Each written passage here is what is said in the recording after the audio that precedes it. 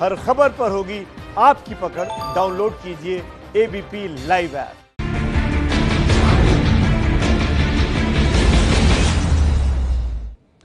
नमस्कार, स्वागत है आपका एबीपी न्यूज में। आपके साथ मैं हूं अखिलेश आनंद। दुनिया भर में कोरोना का कहर है, लेकिन भारत में कोरोना को लेकर आतंक की खबर आ रही है। देश की सेना अब उससे निपटने की तैयारी कर रही है। दरअसल यह खतरा है कोरोना संक्रमित पाकिस्तानी आतंकवादियों का भारत में घुसपैठ का प्लान। तो सबसे पहले देखते हैं आखिर यह खतरा कितना बड़ा है।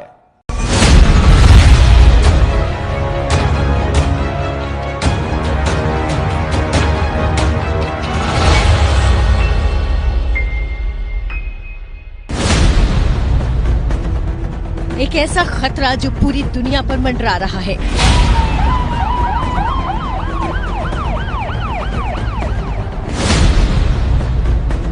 एक ऐसा मर्ज जिसकी दुनिया भर में कोई दवा नहीं।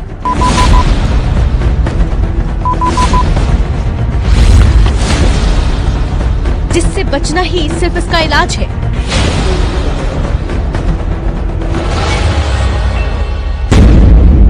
लेकिन कोरोना क्या एक हथियार है? क्या कोरोना किसी जैविक हथियार की टूटी हुई कड़ी है? क्या भारत तैयार है किसी भी जैविक हथियार के आक्रमण से निपटने के लिए? इतनी जल्दी इस कंक्लूजन पे आ जाना कि ये बायोलॉजिकल वॉरफेयर का अटैक था, मेरे ख्याल में ये सही नहीं होगा। इसके आगे हम देखेंगे, कुछ कार्रवाई की जाएगी। पूरी दुनिया इस पे लगी हुई है पता करने के लिए कि ये कैसे संक्रमित हुआ और क्या ये as a biological weapon, warfare weapon इस्तेमाल किया जा सकता है। उस पे कहना इस वक्त मुश्किल है। लेकिन जैसे आप जानते हैं, हमारे पास हमारी अपनी ICMR है जो इस प्रक्रिया पे लगातार रिसर्च करते रहती है। तो अगर ऐसी कोई समस्या आगे आएगी तो उस पे हम लोग विचार करते रहेंगे। कोरोना वायरस को लेकर सवाल बहुत सारे हैं, लेकिन जवाब किसी के पास भी नहीं है। और जो जवाब हैं वो दुनिया के सारे देश जानने की कोशिश में जुटे हैं। लेकिन ये वायरस इतना खतरनाक है कि दुनिया की महाशक्ति भी इसके सामने घुटने टेकती नजर आ रही है। क्या भारत की सरहद के उस पार पाकिस्तान में कोरोना की कोई आतंकवादी फैक्ट्री लगी है, जिसमें दिन रात आतंकवादियों की खेप को कोरोना संक्रमित करके उन्हें भारत की सीमा पर धकेला जा रहा है? इंडिया का दरमियान में फिर ऊपर भी इसी तरह पोस्टें हैं। जम्मू कश्मीर के DGP दिलबाग सिंह ने एक प्रेस रिलीज जारी करके इस बारे में सरकार और सेना को चेतावनी दी है। और इस आशंका के मद्देनजर सेना भी कोरोना संक्रमण वाले आतंकवाद से निपटने को तैयार है। कोविड के खतरे को मद्देनजर रखते हुए किस तरीके से ऑपरेशन करने हैं, उसके अलग हमने प्रोटोकॉल जारी किए हैं। और ऑपरेशन के बाद जो टेररिस्ट मारे जाते हैं, पूरे डॉक्यूमेंटेशन करने के बाद उनको पुलिस को, सिविल एडमिनिस्ट्रेशन को हैंडओवर किया जाता है और वही बाकी की कार्रवाई उसके ऊपर करते हैं। भारत कोरोना संक्रमित आतंकवादियों से निपटने को तैयार तो है, लेकिन इसकी बारीकियों को अगर समझें तो बात इतनी आसान भी नहीं। आप अगर ये कर रहे हो तो आप एक्चुअली इस एक पाकिस्तान इंडिया के ऊपर बायोलॉजिकल वॉरफेयर डिक्लेयर कर रहा है, अगर ये ट्रू है तो। और अगर ये है तो पाकिस्तान की क्या स्टैंडिंग रह जाएगी इंटरनेशनली, और इंडिया को कौन रोक सकता है अगर आप ये प्रूव कर सकते हैं कि हमारे इंडिया के अंदर इन्होंने बायोलॉजिकल वॉरफेयर किया है। इंडिया को पूरी अपने ये है कि हम अटैक कर सकते हैं, हम भी पाकिस्तान के अगेंस्ट रिटेलिएटरी एक्शन ले सकते हैं, चाहे वो वॉर हो, चाहे वो इंटरनेशनल कोर्ट ऑफ जस्टिस में हो, चाहे वो किसी और फोरम के पर हो।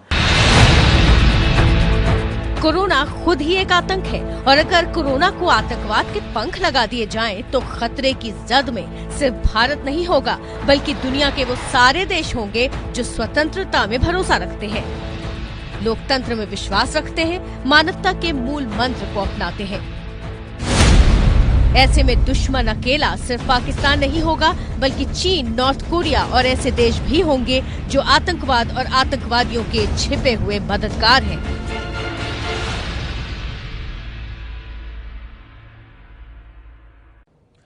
और देखिए, कोरोना का संकट कई तरह की चुनौतियां भी लेकर आया है। पूरी दुनिया जिस डर के साए में जी रही है, उससे बाहर निकलने का रास्ता विवाद से ज्यादा संवाद में है।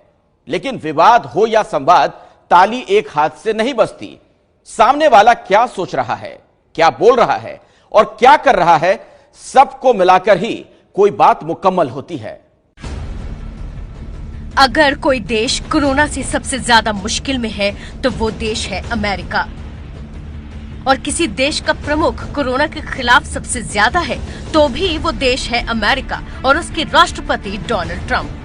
Frankly, this is something could have been contained at the original location, and I think it could have been contained relatively easily. China is a very sophisticated country, and they could have contained it. They were either unable to or they chose not to, and the world has suffered greatly. Novel corona virus के बनने और आने की हकीकत चाहे जो हो, लेकिन इस महामारी ने दुनिया में जैविक हथियारों के खिलाफ कमजोर तैयारियों को उजागर जरूर कर दिया है। जैविक युद्ध हुआ तो उसके परिणाम कितने गंभीर और घातक होंगे, यह सामने आ चुका है। जाहिर है, ऐसे किसी जैविक युद्ध के समय भारत जैसे बड़ी और घनी आबादी वाले मुल्क की चुनौतियां भी बेहद गंभीर होगी। जैसे मर्स का नाम उसके जन्म स्थान मिडिल ईस्ट पर पड़ा। मर्स यानी मिडिल ईस्ट रेस्पिरेटरी सिंड्रोम। वैसे ही चीन में पैदा हुए सार्स वायरस के नाम में चीन डालने के खिलाफ चीन ने खूब बवाल मचाया तो इसका नाम सिर्फ बीमारी के लक्षणों पर रखा गया, सार्स यानी सीवियर एक्यूट रेस्पिरेटरी सिंड्रोम। अब बारी आई नए कोरोना वायरस की, तब अमेरिका के राष्ट्रपति ने इसे चीनी वायरस कहा। कभी कभी उन्होंने इसे वुहान वायरस भी कहा, क्योंकि चीन के वुहान राज्य से ही कोरोना संक्रमण का पहला मामला सामने आया था। इसके खिलाफ चीन ने कह दिया कि वुहान में ये वायरस अमेरिका से आया। जी, पहला प्रश्न है, ये इस बात की संभावना हो सकती है कि ये जो कोरोना का जो वायरस है एक बायोलॉजिकल वॉरफेयर का पार्ट हो सकता है, और ये भी संभव है कि ये जब तैयार किया जा रहा था तो ये समय के पहले ही किसी एक्सीडेंट की वजह से लीक हो गया और बाहर आ गया और पूरी दुनिया में फैल गया। या ये भी संभावना हो सकती है कि इसे जो है जानबूझ करके लीक करा दिया गया ताकि दुनिया भर में इसकी समस्या खड़ी हो जाए। आखिरकार दुनिया भर की स्वास्थ्य व्यवस्था पर नजर रखने वाली संस्था WHO ने इसका नाम कोविड-19 रखा, जिसका मतलब है कोरोना वायरस 2019 का, क्योंकि 2019 में इस वायरस को इंसानों में संक्रमित होने की हिस्ट्री शुरू हुई। कोरोना वायरस को लेकर ये सवाल अब भी बरकरार हैं कि क्या ये चमगादड़ या पेंगोलिन जैसे किसी जानवर से इंसान के शरीर में आया या फिर किसी लेबोरेटरी में जैविक हथियार बनाने की कवायद के बीच लीक हुआ और दुनिया भर में फैल गया। ये तो कोई डाउट है नहीं कि कोरोना वायरस एक बायोलॉजिकल वेपन है जो कि चाइना ने बनाया था।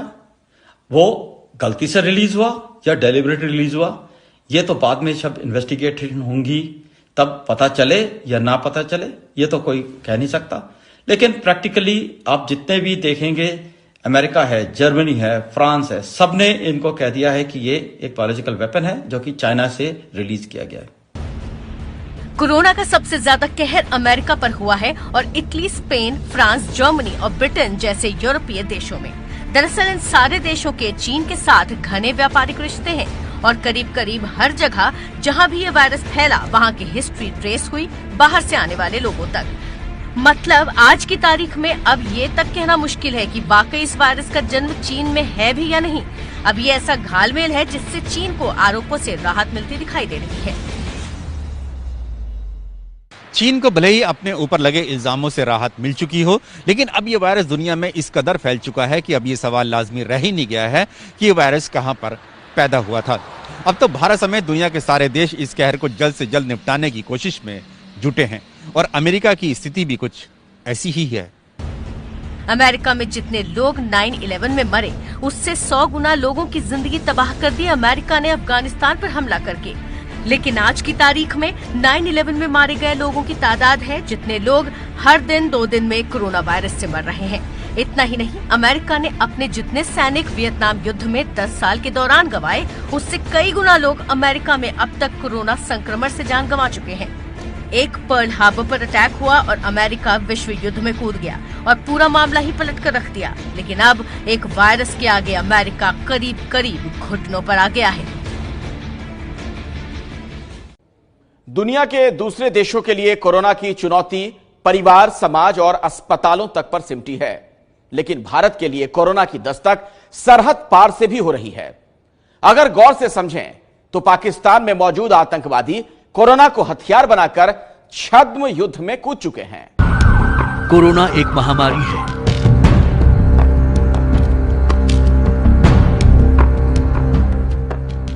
अमेरिका को शक है ये महामारी इंसान ने पैदा की है।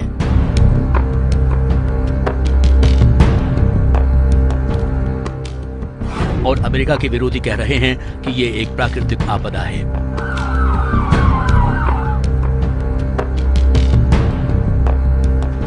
नोवेल कोरोना वायरस के बनने और आने की हकीकत चाहे जो हो, लेकिन इस महामारी ने दुनिया में जैविक हथियारों के खिलाफ कमजोर तैयारियों को उजागर जरूर कर दिया है।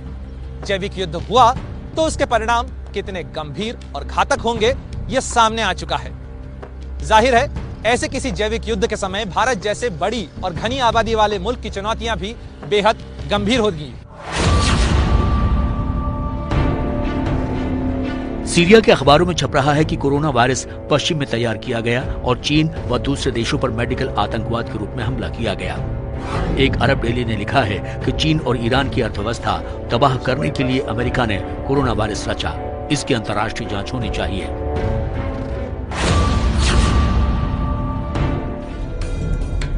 थ्योरीज को अगर सही माना जाए तो अहम सवाल खड़ा होता है कि अमेरिका में ही इस वायरस का कहर इस कदर क्यों टूट रहा है।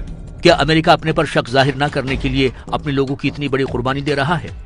एक सवाल का जवाब तो यही है कि अमेरिका के ऊपर गलत आरोप लग रहे हैं और ये अमेरिका का कोई जैविक हथियार नहीं है, क्योंकि अगर ये अमेरिका की साजिश होती तो अमेरिका खुद इसकी चपेट में नहीं आता या फिर इसका इलाज पहले से ही ढूंढ कर तैयार रखता। दूसरी थ्योरी भी है जो कहती है कि चीन के बढ़ते प्रभाव को रोकने के लिए ये अमेरिका की ही साजिश है। ग्लोबल रिसर्च पोर्टल का एक लेख कहता है कि जांचें जारी हैं और सच क्या है पुष्ट नहीं है, लेकिन ऐसा हो सकता है कि अमेरिका ने इस जैविक हमले की साजिश रची हो और चाल गलत पड़ गई हो, जिससे उसका भी नुकसान हो रहा है और हालात बहुत बिगड़ चुके हैं।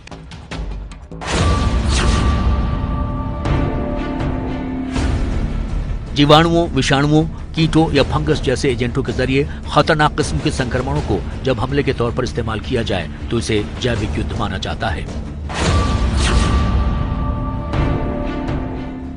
Rift Valley fever virus, Ebola virus, जापानी encephalitis virus, Machupo, Marburg, yellow fever और वेरियोला जैसे वायरसों के हथियार के तौर पर इस्तेमाल किया जा चुका है। जापान, अमेरिका, यूरोपीय देश विश्व युद्ध से लेकर कोल्ड वॉर के समय के बाद तक समय समय पर जैविक हमले करने के आरोपी रहे हैं। 1925 और 1972 में 2 बार 2 महत्वपूर्ण अंतर्राष्ट्रीय संधियां भी हुई, जिनके तहत जैविक हमलों को गैर कानूनी करार दिया गया। लेकिन जैविक हथियारों के बड़े पैमाने पर उत्पादन, उन पर रिसर्च करने से संधि में शामिल देश रुके नहीं।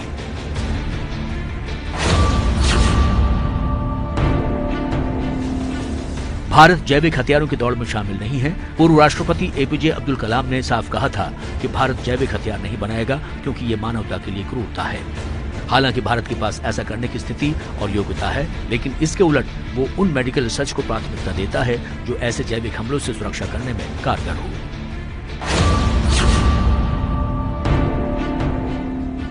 पाकिस्तान के कब्जे वाले कश्मीर में करीब 300 आतंकवादी नियंत्रण रेखा पार करके कश्मीर घाटी में घुसपैठ करने के लिए तैयार बैठे हैं। माना जा रहा है कि पाकिस्तान अपने आतंकवादियों को पहले कोरोना संक्रमित कर रहा है, फिर उन्हें फिदायिन बनाकर सरहद के पार घुसपैठ कराने की कोशिश कर रहा है। श्रीनगर से मिली एक रिपोर्ट के मुताबिक हिजबुल मुजाहिदीन और लश्कर ए तोयबा के करीब 300 आतंकवादी जम्मू कश्मीर में घुसपैठ करने को तैयार हैं। पाकिस्तानी सेना और उसकी खुफिया एजेंसी ISI ने करीब 16 launch pad line of control के करीब सक्रिय किए हैं। इनमें से कुछ छंब और नौशेरा सेक्टर की उन पहाड़ियों में है जहां से उत्तरी कश्मीर में घुसपैठ का रास्ता बनता है।